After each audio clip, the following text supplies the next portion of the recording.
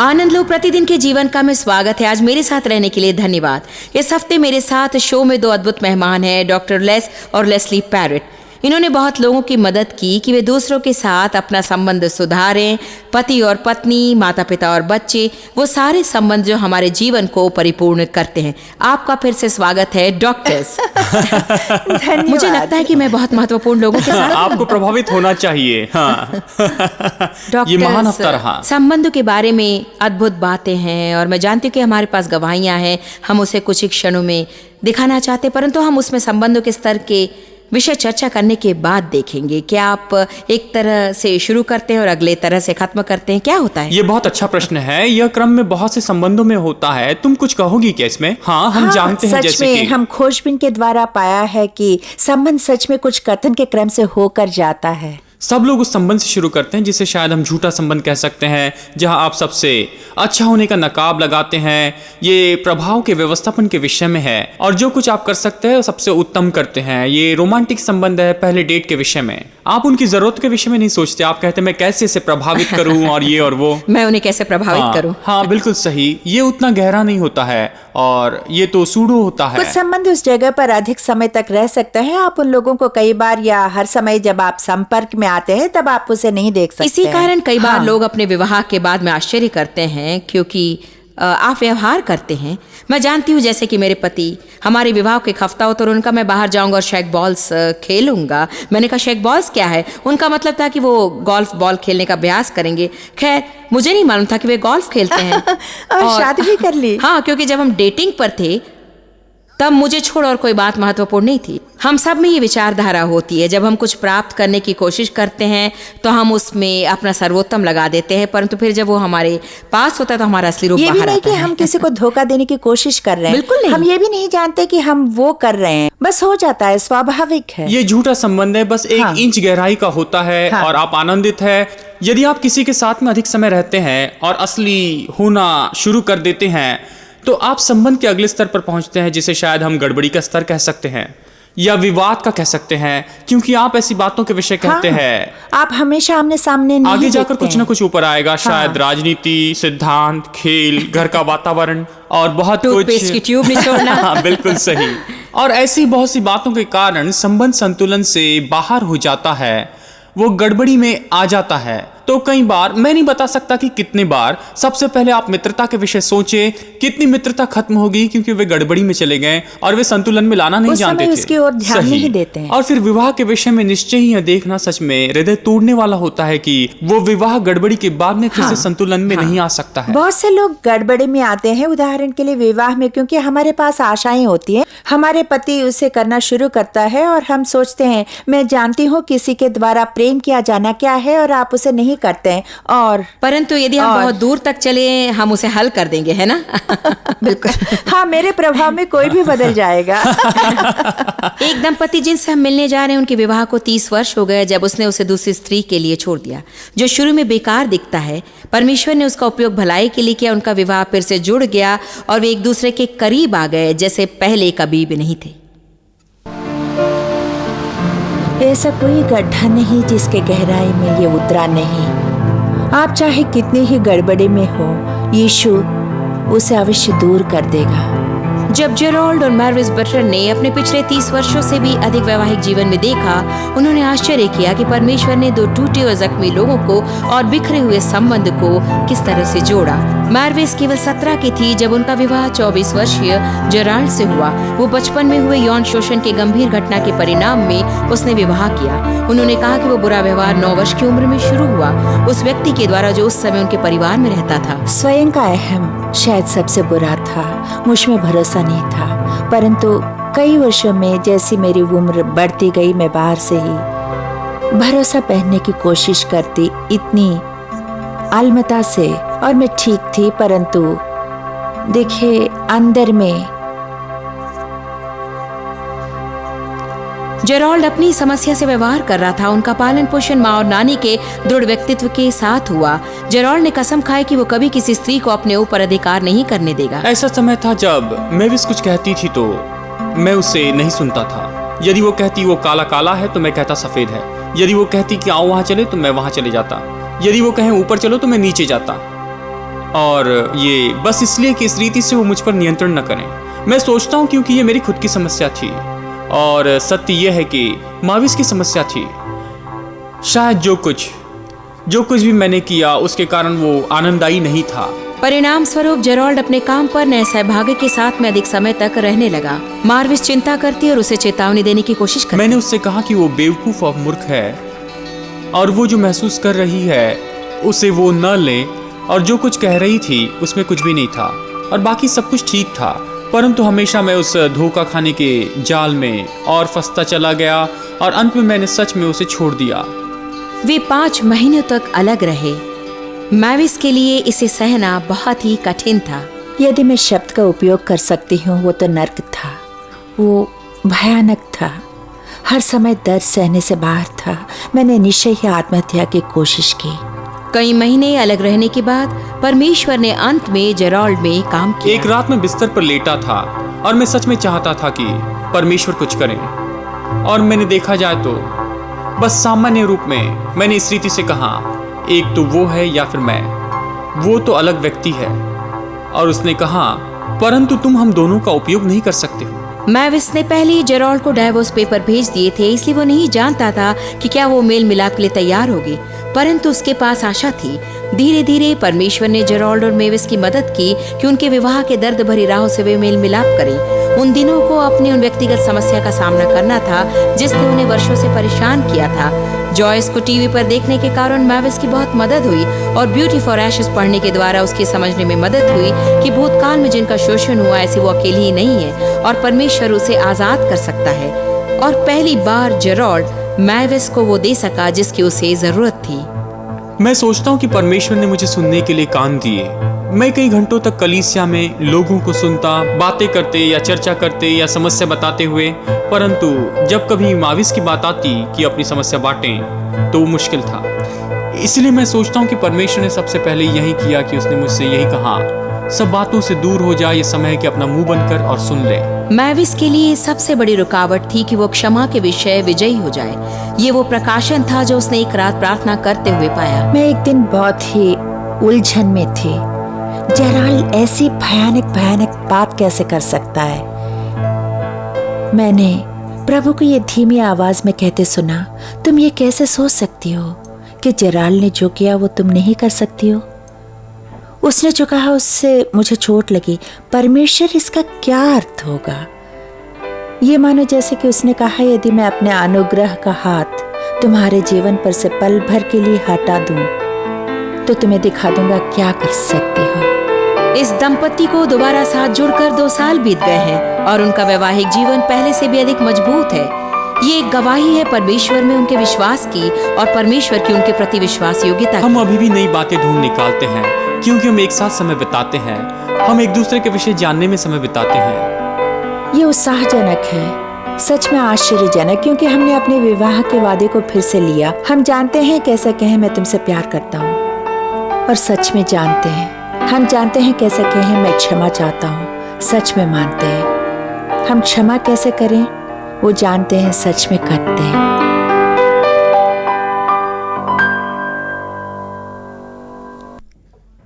ये सच में तरोताजा कर देता है कि हम बार बार सीखते रहें कि परमेश्वर कैसे हर रिश्ते को चंगाई दे सकता है यदि हम उसे मौका दें। बिल्कुल सही। और आपने गड़बड़ी के विषय में कहा, वह दंपत्ति उसमें से होकर गई, और जब मैंने उसे ये कहते सुना कि वो ऊपर जाती तो मैं नीचे जाता, वो गड़बड़ी में होता है। ये अच्छी बात है कि उन्होंने इसका अनुभव किया है। संबंध का तीसरा स्तर है झूठा संबंध, और गड़बड़ी के बाद में जो आता है उसे हम खालीपन कहते हैं।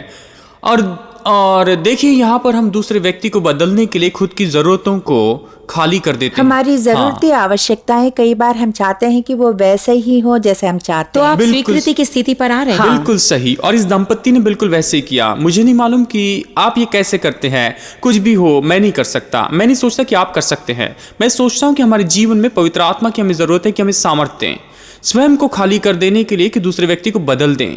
जब हम उसे करते हैं, हम संबंध के अंतिम स्तर में जाने के लिए पुल बनाते हैं जहां पर हम उसके होना चाहते हैं।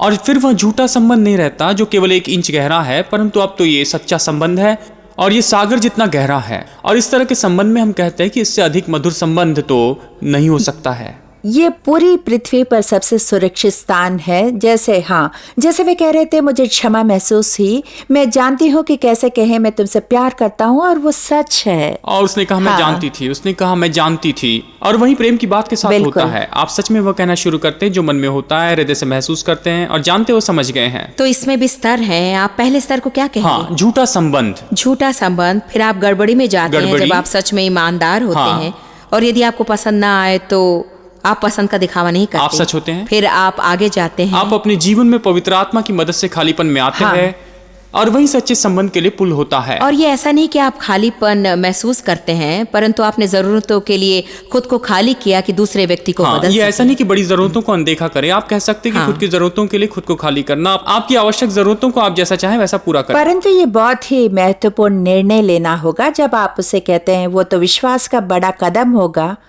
जब आप दूसरे व्यक्ति को बदलने के लिए खुद की ज़रूरतों से खुद को खाली करते हैं, तो ये स्वाभाविक है कि छोटी छोटी बातें आपको परेशान करती हैं। वो वही बात हो जाती है जो उन्हें पास लाती है। ये जैसे होता है वो तो अजीब है। मैं सच में उस समय को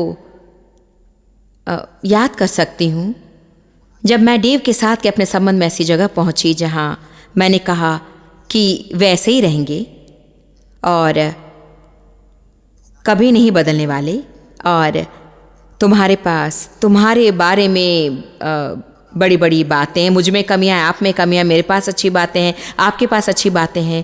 और जब मैंने उन्हें बदलने की कोशिश छोड़ दी, तो फिर आप सच में उस व्यक्ति का आनंद लेंगे, क्योंकि तब आप अपना ध्यान हमेशा उनकी गलतियों पर नहीं लगाते, आप सही बातों पर ध्यान देते हैं।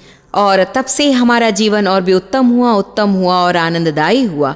आप हमेशा किसी को कुम्हार के चक्के पर नहीं रख सकते, जैसे मैं उसे कहती हूँ कि उससे बदले। ये बहुत अच्छी है। और मैंने कई वर्ष इस कोशिश में की कि डेव को बदलूं और मेरे बच्चों को बदलूं और ये बदलूं और खुद को बदलूं, और मैं सब बदलना चाहती थी और मैं हमेशा परेशान रहती। तो मुख्य बात यह कि केवल परमेश्वर उस व्यक्ति के भीतर जाकर उसे सच में बदल सकता है। सही। और जब आप उन्हें बदलने के लिए अपनी जरूरतों को खाली कर देते हैं, तो वो छोटी सी बात आपको उनके करीब लाती है। हाँ, बिल्कुल ये सही विचित्र कहा। है। बस आज सुबह मैं इस विषय में सोच रहा था, क्योंकि मैं हमेशा सुबह के समय जरा सुस्त होता हूँ। मैं दिन में आराम चाहता हूँ। और मैंने क्या किया? आपने कुछ नहीं किया, परंतु मैं सुबह सोच रहा था कि मैं कितना अजीब हूँ। और ये मानो ऐसा है कि लेस्ली सोचती कि ये अगर अजीब नहीं है तो इन्हें फिर क्या हो गया है। वो तो अपना दिन ऐसा ही शुरू करते हैं। ये अजीब है, आप समझ रहे हैं। हाँ, जब हम ब्रेक के बाद आएंगे, हम उस सबसे महत्वपूर्ण बातचीत पर चर्चा करेंगे कि आप वो प्राप्त कर सके जिसकी प्रतिज्ञा हमने लोगों से कल की थी। हम इस ब्रेक के बाद लौटेंगे।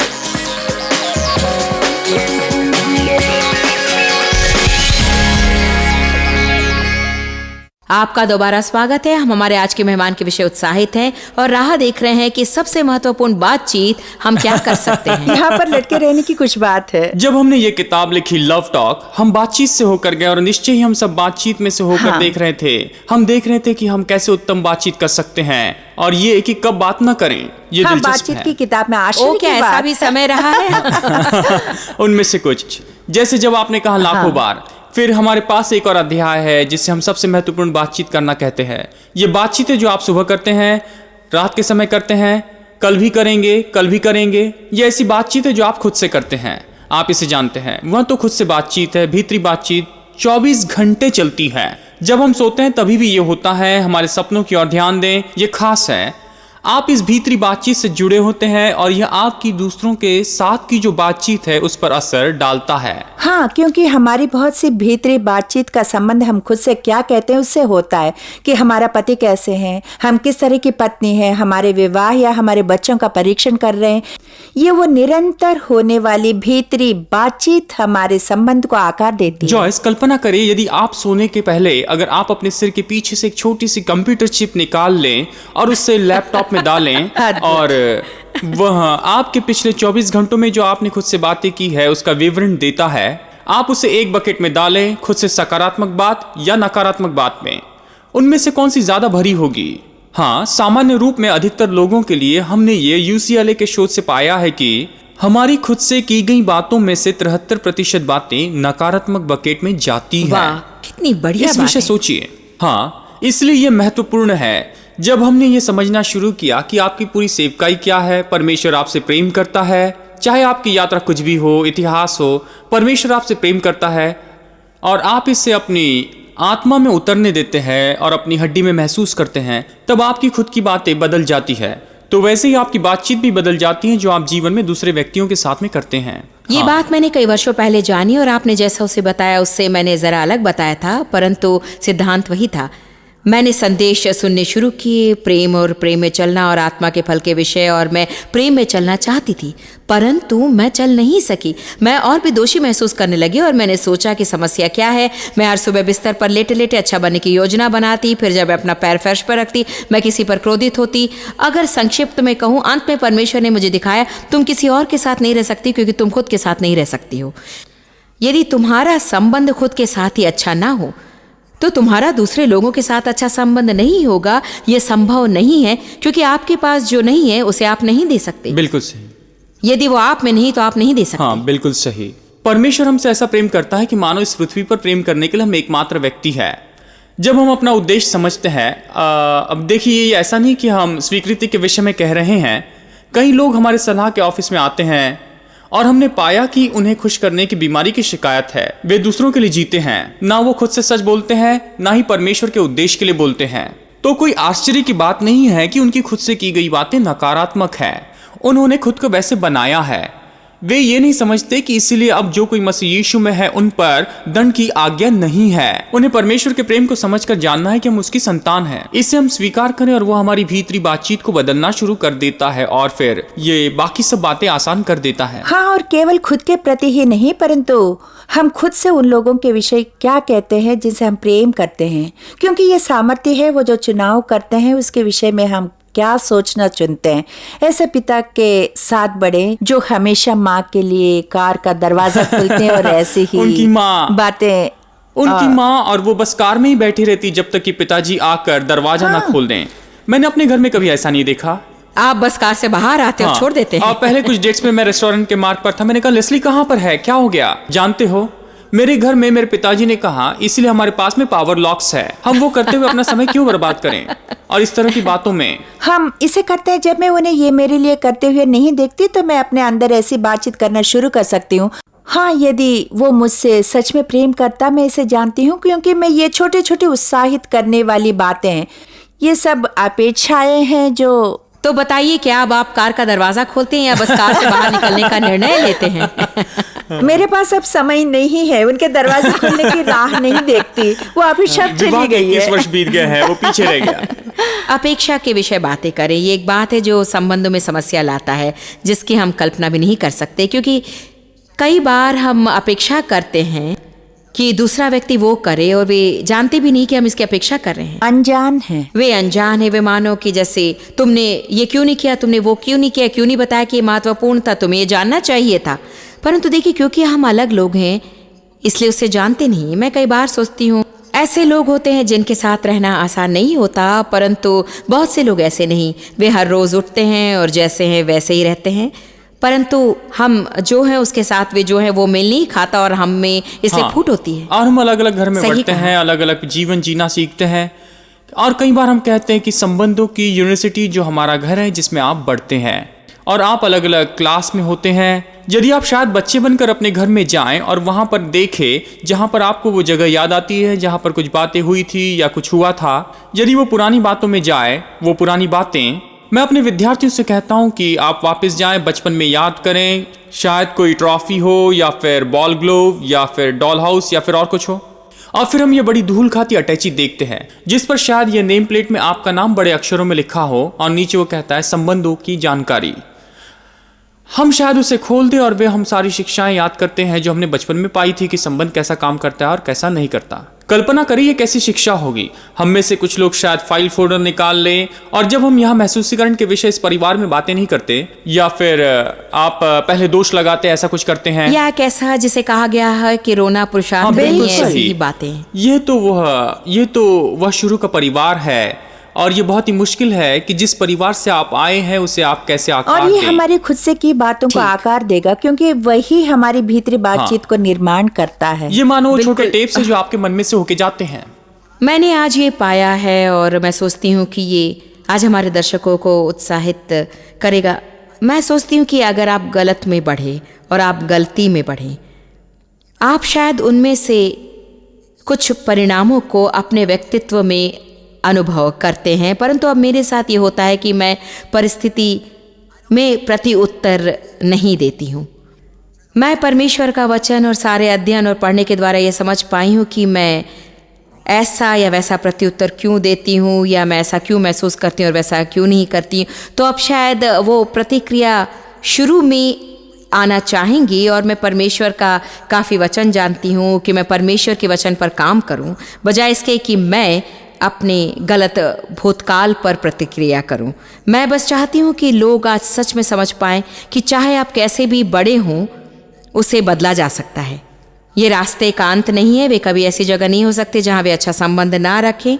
देखिए, ये शायद उनके समान आसान नहीं होगा जो सही वातावरण में पले बड़े हों। देखिए, मेरी एक सहेली वैसी है, उसका परवरिश एक सिद्ध घर में हुआ है, जानते हैं। हाँ, महान माँ है, महान पिता, सब कुछ उत्तम उत्तम उत्तम उत्तम। और यहाँ मैं ऐसे बहुत ही अधिक बुरे परिवार से आई और वो और मैं अच्छे फ्रेंड हैं। और देखिए, सच में उस फर्क को देखना बहुत ही अद्भुत है, जैसे कि उस पर विश्वास करना स्वाभाविक है। जबकि यदि मैं सावधान नहीं तो मैं बस शक करती हूँ, और कई बार वो इतना भरोसा करती है कि वो अपनी बुद्धि का उपयोग नहीं करती। और इसलिए ये सच में अच्छा है जब आप ऐसे लोगों के साथ रहते हैं जिन्हें आप पसंद नहीं करते, क्योंकि आप एक दूसरे से सीखते हैं और मुश्किलों से पाई विजय में पारितोषिक देते हैं। ये जोड़ा जिन्हें हमने देखा, वे जिस गड़बड़ी से होकर गए उसके लिए एक दूसरे को पारितोषिक दिया। आपने बिल्कुल सही और आपको विजयी होना है तो आप उन बातों को हल्का नहीं लेते हैं। सच में ये पारितोषिक है। हाँ, हम कई बार कहते हैं कि विभाजन ही वो कीमत है जो आप गहरे स्तर की वार्तालाप या गहरे संबंध के लिए चुकाते हैं। यदि आप मुश्किल समय से पार हो जाएं तो आप अंत में उसे बना देते हैं और आप एक दूसरे की सराहना करते हैं। आप लोग इस कार्यक्रम में आए, ये महान बात है। काश हमारे पास और 5-6 दिन होते। ये अद्भुत रहा है। हमारे साथ रहने के लिए धन्यवाद और हम आशा करते हैं कि आप फिर कभी वापस आएंगे। हमारा विश्वास है कि परमेश्वर के पास आपके जीवन के लिए बड़ी योजना है और मैं विश्वास करती हूँ कि आप उसमें अभी चल रहे हैं। हमारे साथ बने रहें।